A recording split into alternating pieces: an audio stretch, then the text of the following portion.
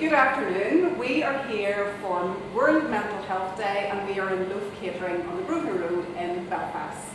So today with Inspire, we are with me, Jane McClenaghan from Vital Nutrition.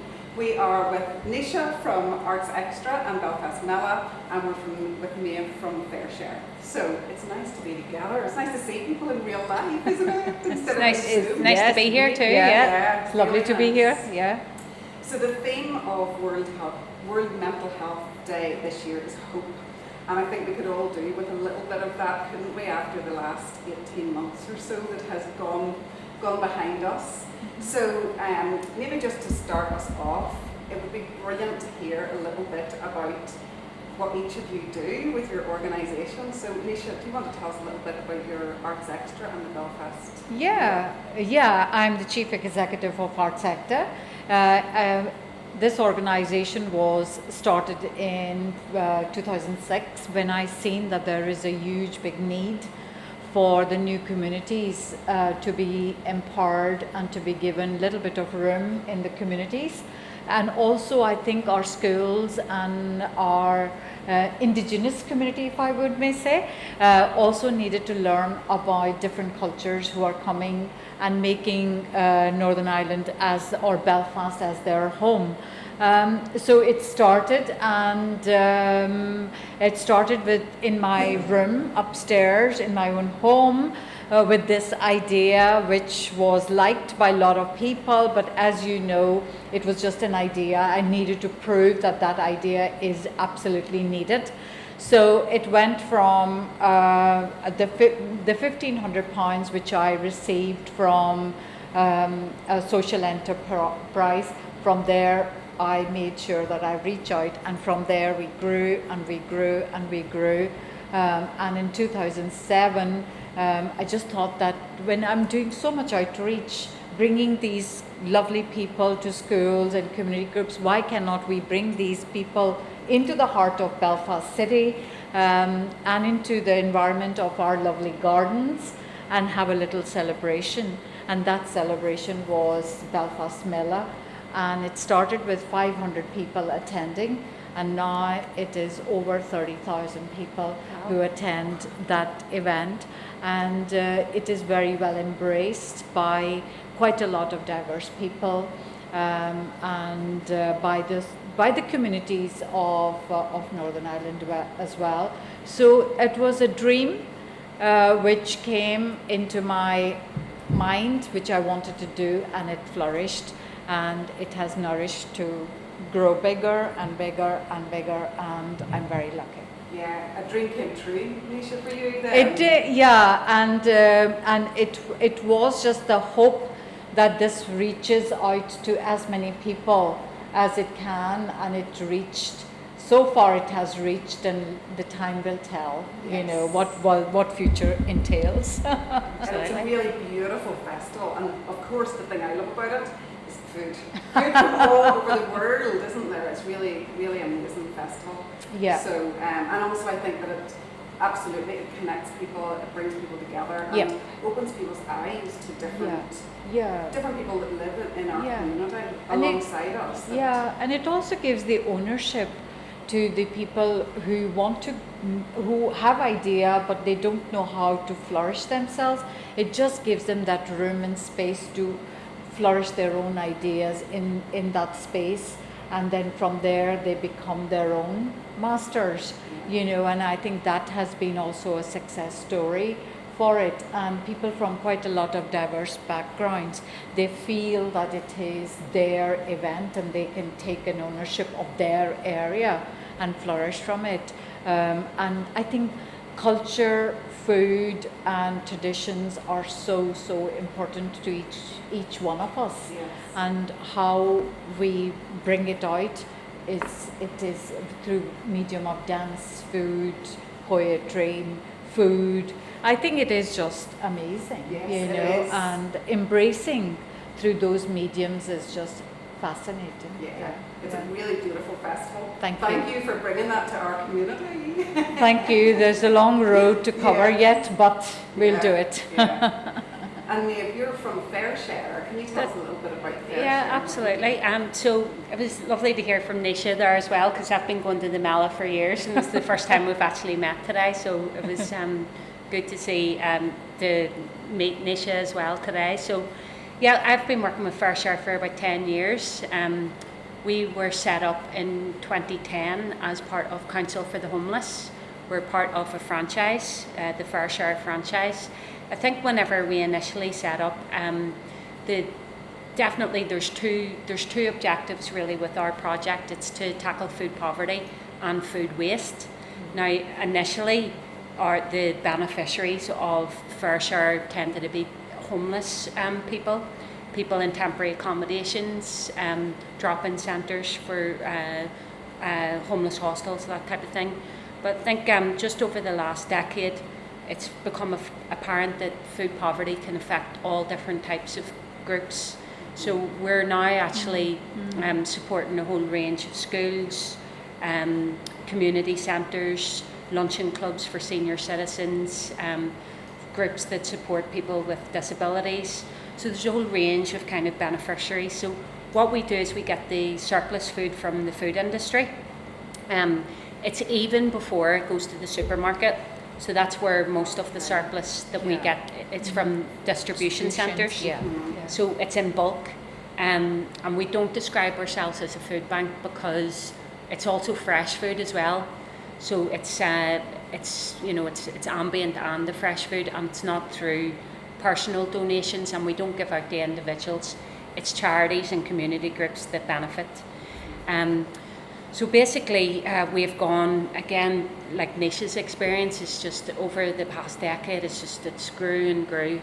And our warehouse is based in Mollusk in Newton Abbey. So we've got 75 volunteers who run that project. And we've got 13 members of staff, 5 distribution vans.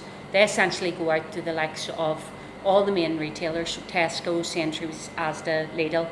And then we've got a whole lot of local producers and suppliers that are also supporting the project.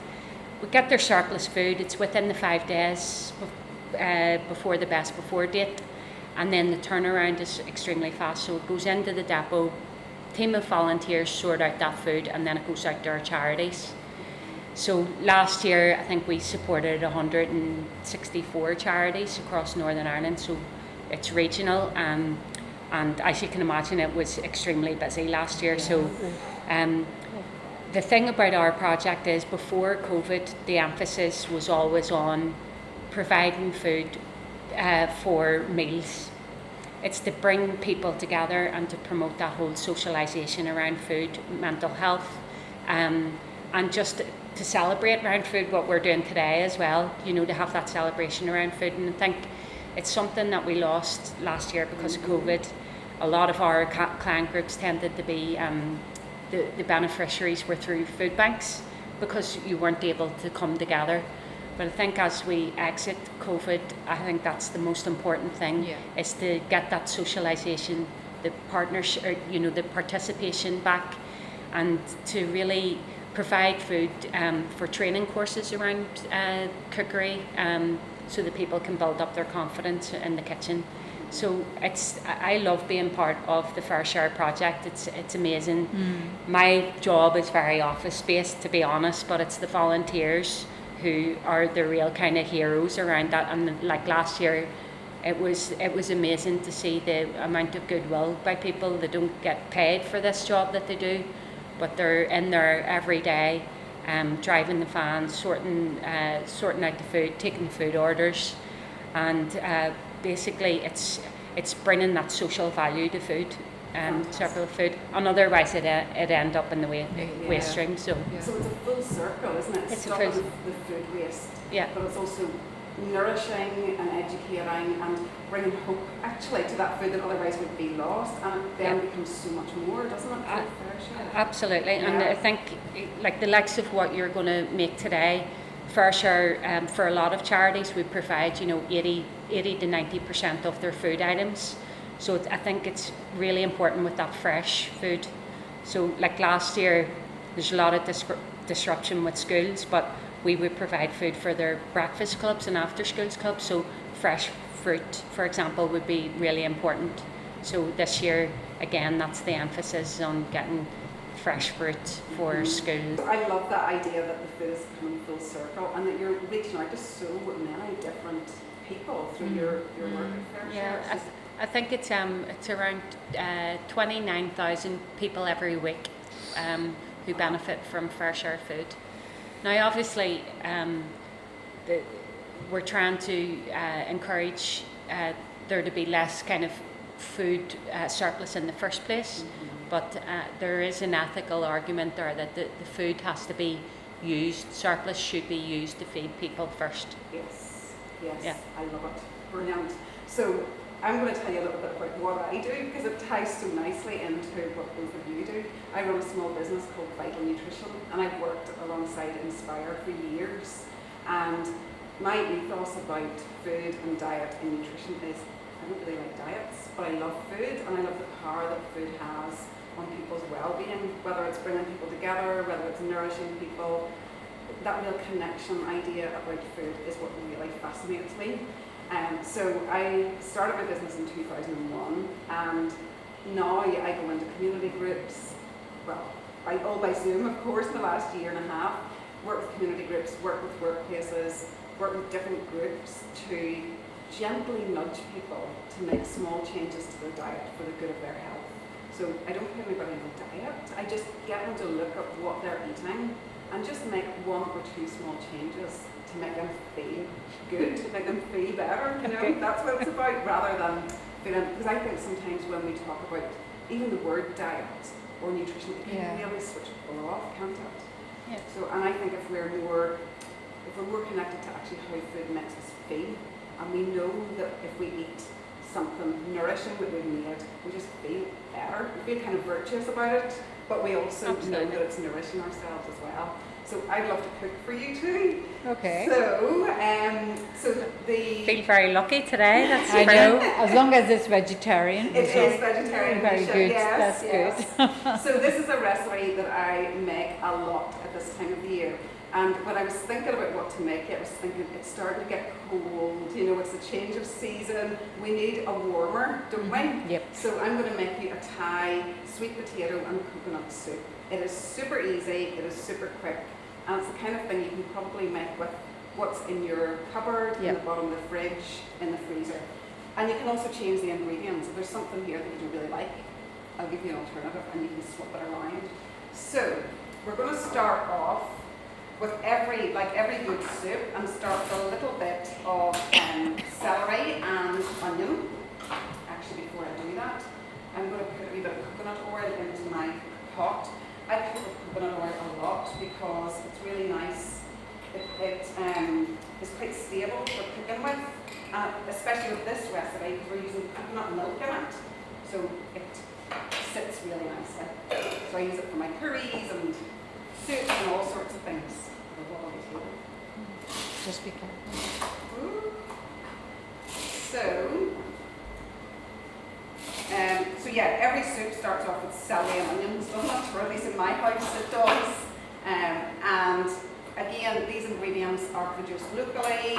They're this soup is relatively cheap to make. It's really easy to make, and it's kind of a wee bit different. You know, when we were growing up, the soup. Well, my mum was always kind of a bit like to think outside the box. So apart from the traditional Northern Irish, you know, broth sort of stuff, she would also make us things like carrot and ginger soup, which in Northern Ireland in the 1980s was fancy.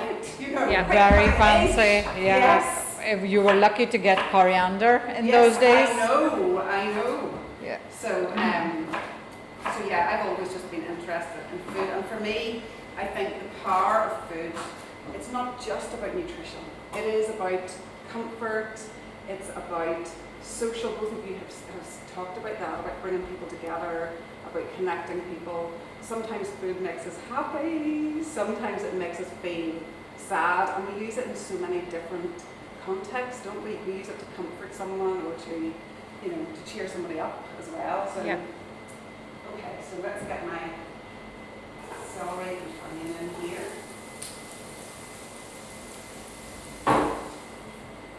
smoke alarm doesn't go off. And then my next ingredient is a bag of sweet potato chunks.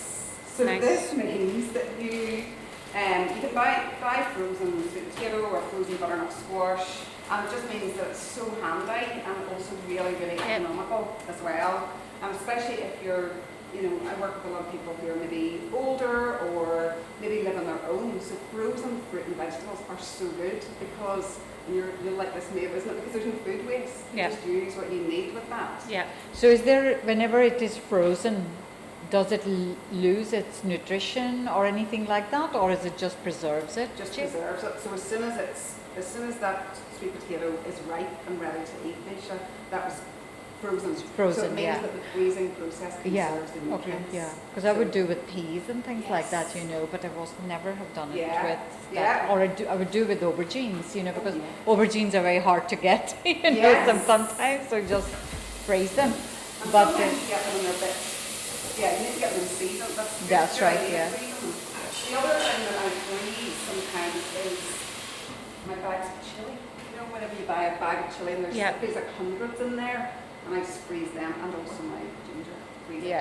I do. Well, I don't get a chance to freeze the ginger because I will use use it all the ginger time. every day. That's good. So, That's good. So we've got our carrot and our. No, we don't have carrot. We don't have any carrot in there. We've got onion, we've got celery, we've got our sweet potato. And I've just got a little pack of Thai curry paste. This is a good way for using up the end of the end of a jar of curry paste. It doesn't have to be Thai curry paste, it can be any, and you can just pop it in. And it'll get so much flavour. So. And that's the other thing you can freeze as well. So you just good way. If you've got the end of jars of pastes and things and you're not going to use them, then definitely freeze them. Smells good already. Good.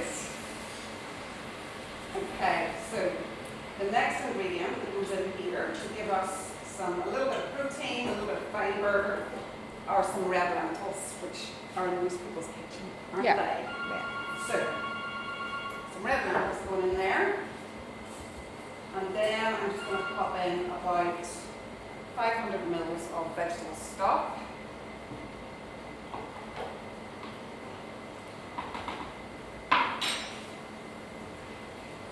And we'll just let that simmer, and then we'll come back and have a look in about 5 minutes or so and see how things are going.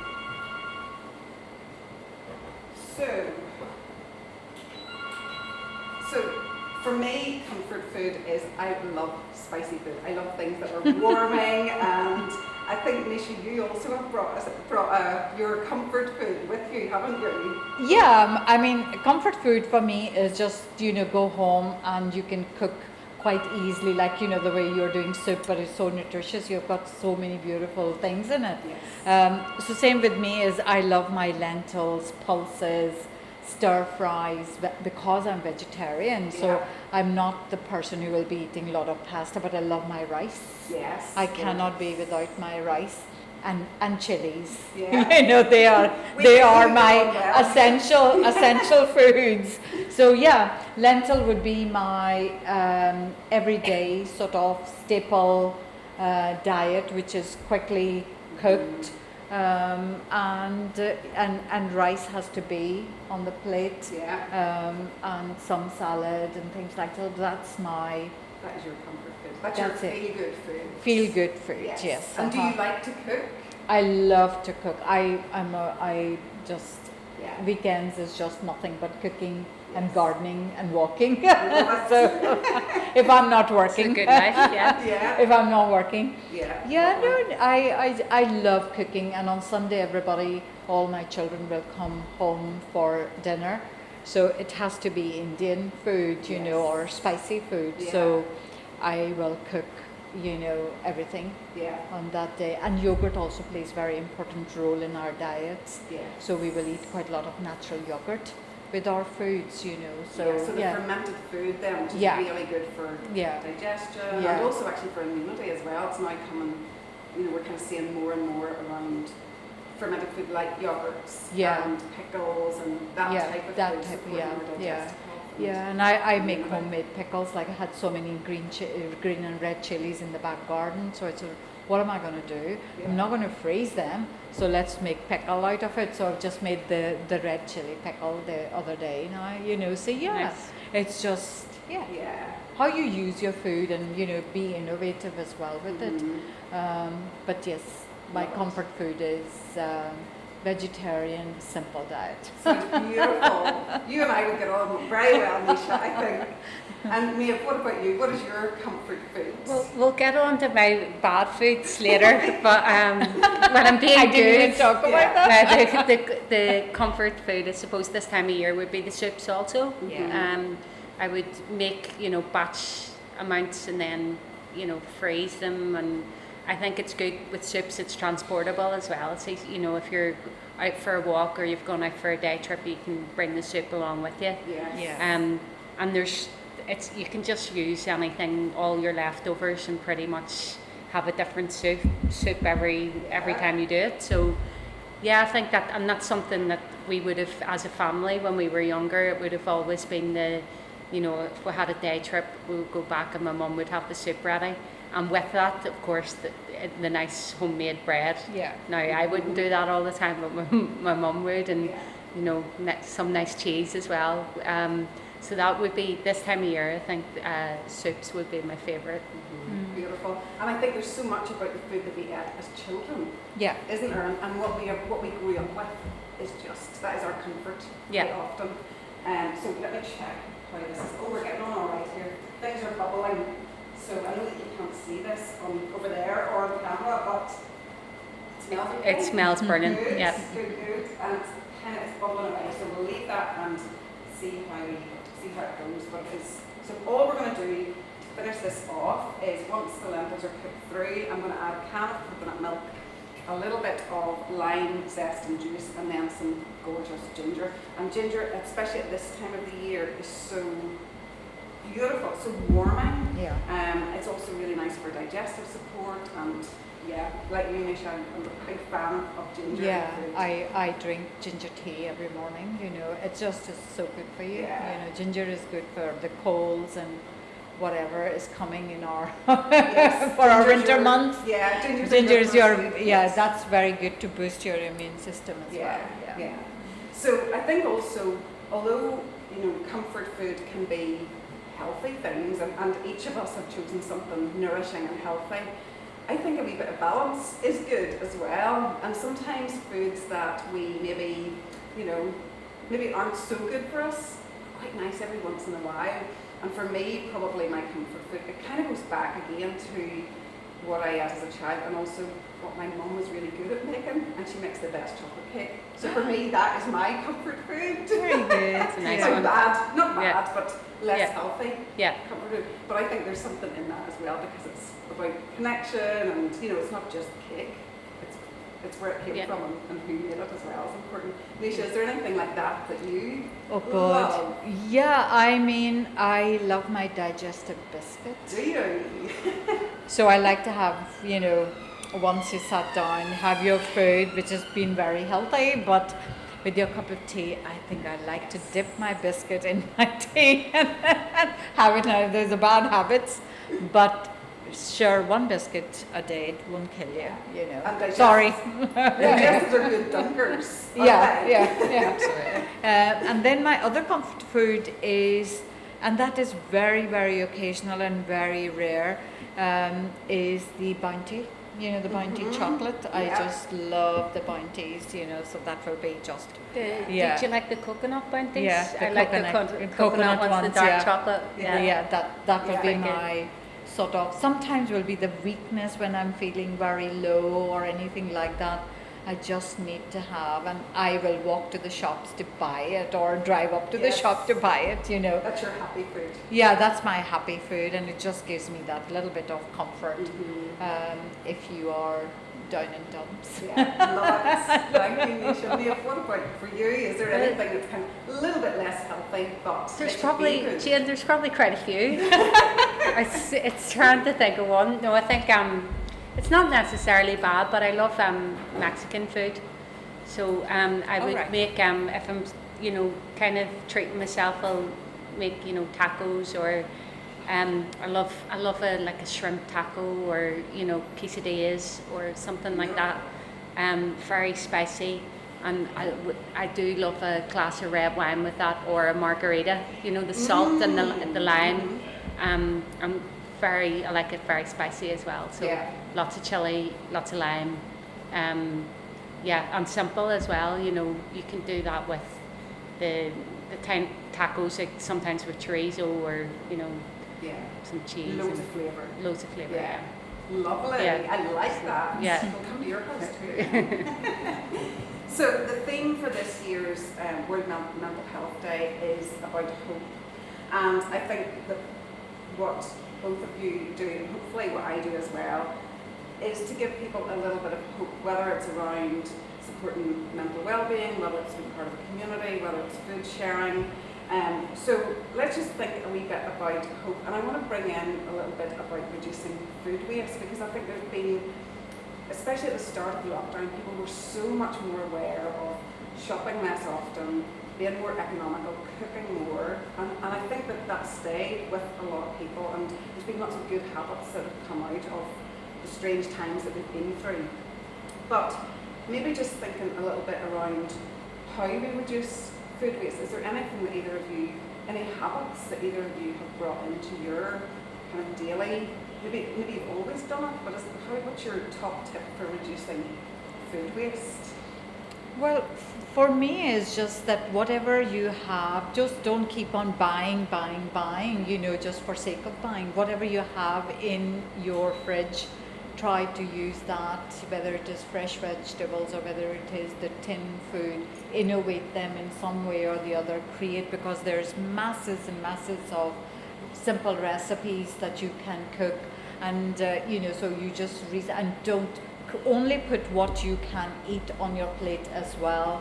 And that's something which I always encouraged my children as well, that, and do not just say you have eaten half of it and half goes in the bin. No, put it in your tin Tupperware container and put it in the fridge, and you can eat it next day for your lunch or whatever. So reuse, rethink, and first of all, for me, the utmost thing important is whatever is in your fridge, finish that before you go, and keep on buying and you know, piling. And obviously, if you keep on repiling, the bottom is going to go rotten and the top is going to stay fresh. So and you need never to use it all. No. So you know, so it's very important. I love it. Lovely. And also I think that idea, Nisha, around, I always say to people, cook once, eat twice. So that's what you were saying about you fill your Tupperware boxes, have it the next day. Sometimes it tastes better the next day, doesn't it? Definitely, and especially if you're cooking for say one person or maybe two people, and you've cooked the full big cup of rice, it's not going to be used, all of it, you know, so why not put it properly? I know that people have perceptions about rice, but you put it in and reheat it properly and eat it. And put vegetables in it or whatever, and make more innovative things with it. So many things you can do, you know, so people don't think that way, you know, it's just like, okay, let's bin it. It's not bin it, it is save it, consume absolutely. it. Great. And Méabh, what's your top tip for? 100%. Everything that Nisha said there, I think is really important. It's using up what's in your fridge. Batch cooking, planning ahead. Also, I would say, just from personal experience, when you're food shopping, do that whenever you're in a good mood and you've got time. You know, there's so many times when I'm in the supermarket where I've got like 5 minutes and you just grab something that's convenient and you're not thinking ahead. But if you make more time around it and kind of plan ahead and think in your head, like, this is what I'm going to do. I'm going to prepare a meal with this, and you know, kind of enjoy the process a little bit more from the beginning. I just find that ordinarily I'm in such a rush all the time. You kind of sometimes pick the things that are quick fix, but if we give ourselves just a little bit more time, sometimes you make better choices. Yeah, I agree, definitely. And also having things like again, it's what we cook. So things like omelets are a great way of using it. Yeah. Waste, Yeah. aren't they? Exactly. Or, you know, soups. Yeah. Again, there's a great, very intricate soup recipe that I've got called Friday soup. Do you know what Friday soup is? No. All the vegetables that you haven't eaten that week. All right, okay. Big going. Some lentils, some Yeah. stock, maybe some spices or herbs. That's a good name. But isn't it? Yeah. Friday soup. Right. So things like that, so where you're using the food up. Yeah, no, it was so funny, you know, my granddaughter, she used to eat fish all the time, you know, fish. Then she went totally off fish and all that sort of stuff. And then this weekend, I said, Arya, shall I make you a big fish? What is big fish? It's the same fish, but just named it different. Yeah, And then so Friday soup. is fantastic. So Saturday is their day, and I'm Yeah. going to say, right, we're going to have Saturday fish now. I love it. So I'm just going to pop my Brilliant. in here. And the other thing actually, I know we're not talking about necessarily about eating on a budget, but I think one of the things I encourage my clients, my community groups and groups that I work with to do is not go buy branded things, because the branded stuff, like, for example, can end up being a little bit more expensive. So that's also, I think, where the sustainability thing comes in, because we want to be making changes that are affordable, that are, you know, that we enjoy, and that means that we will keep going with the nourishing food, with the cooking, with the new ideas that we bring in. So in those are coconut milk. Next up then, I'm going to put in a little bit of lime zest and juice. And this is just going to cut through the creaminess of our coconut milk. I just love lime. I just love Yeah. lime, yeah. It's amazing. Yeah, it's just, Even just lime. even the fragrance of lime, you know, when you're, you know, the way you're grating it and or squeezing it, I think it's just lovely. Brings us back to your coffee. Yeah. Okay. Oops. And actually, somebody was telling me the other day that what she does, one of the things she does to reduce food waste is she'll freeze if she's got wedges of lemon and lime. I thought that was quite a good idea. I never have any left over, but if you do, squeeze. Yeah, I never freeze thought of that. Yeah. What do you mean by wedges? Yeah. So if you're just cut them? if she's Yeah. cutting wedges Yeah. for, say, to have with a chili or something like that. Oh, right, and okay, she's okay. got some left, then she'll just put it in the freezer. No, I've never done that before. No, I haven't No. either. So I'm going to see if that's easier as this. I don't think there's a lot that you can't freeze. I mean, Yeah. most of the stuff Yeah, you need to can. have a room in the freezer though. This is true. And Yeah. remember what's in there. Yeah. Because some lentils I make, it takes about 7 to 8 hours for them to cook. And I'm not going to do that every weekend or something like that. So I just make a big, you know, Yeah. plan it, make a big slow cooker pot of it, and then just put them in small containers. And the freezer's always full of. Bring it out, Yeah. and that's it. Yeah. It's instant and it's easy. Yes, instant, easy, and Healthy. so you don't have to have a blender like this. Even if you just got one of those wee stick blenders, That's they what I are do. fantastic. Yeah. So this is a bit where you hope it all fits in. Yes. Just about. And then we'll give it a blitz.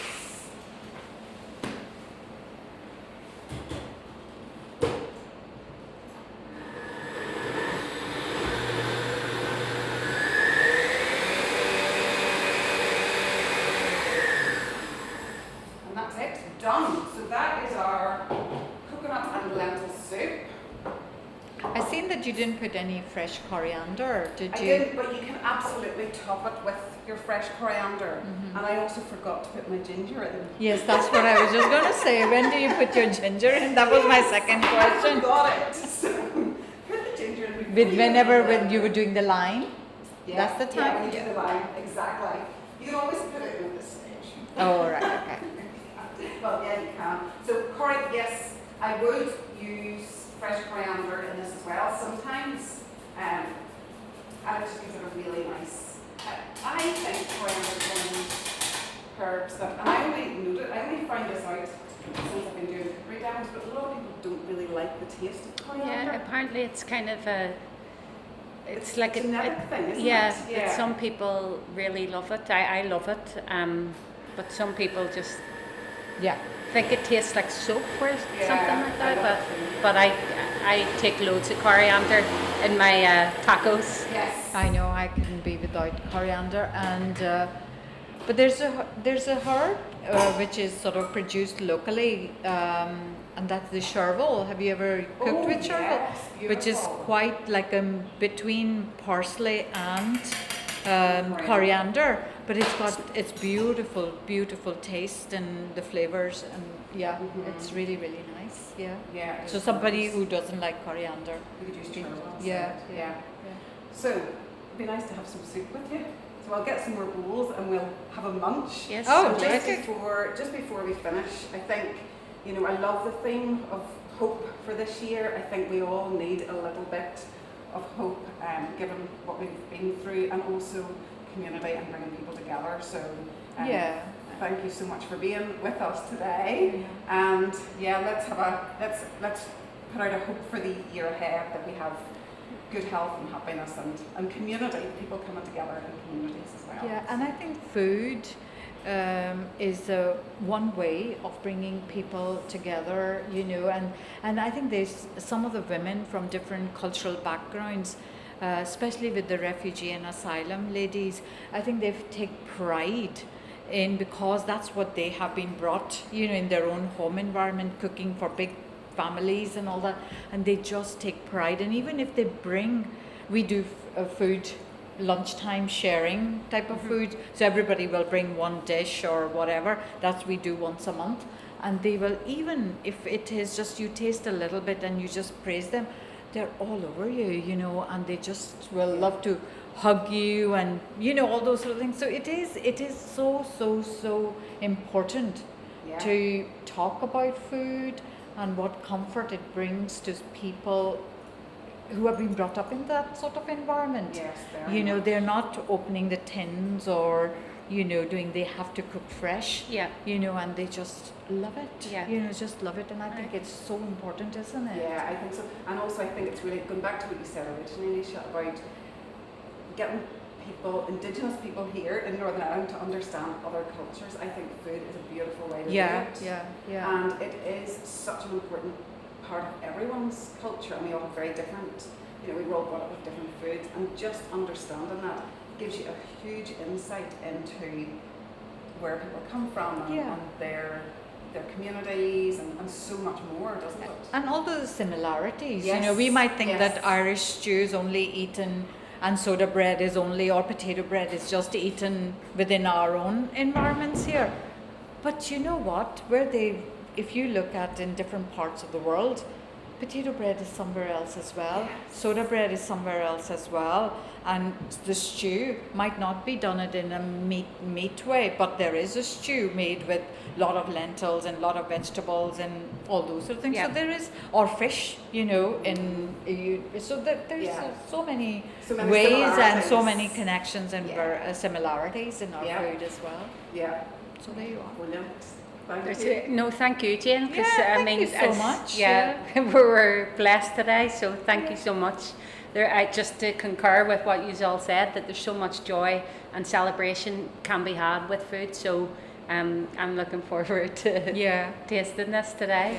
Yeah, lovely. So thanks for joining me on World Mental Health Day, and thanks to Inspire for bringing us together. It's been a real hopeful, joyous afternoon. So have a good World Mental Health Day, everyone, and don't forget, check out the Inspire website for lots of connections, support and ideas about how you can support your mental health on World Mental Health Day 2021.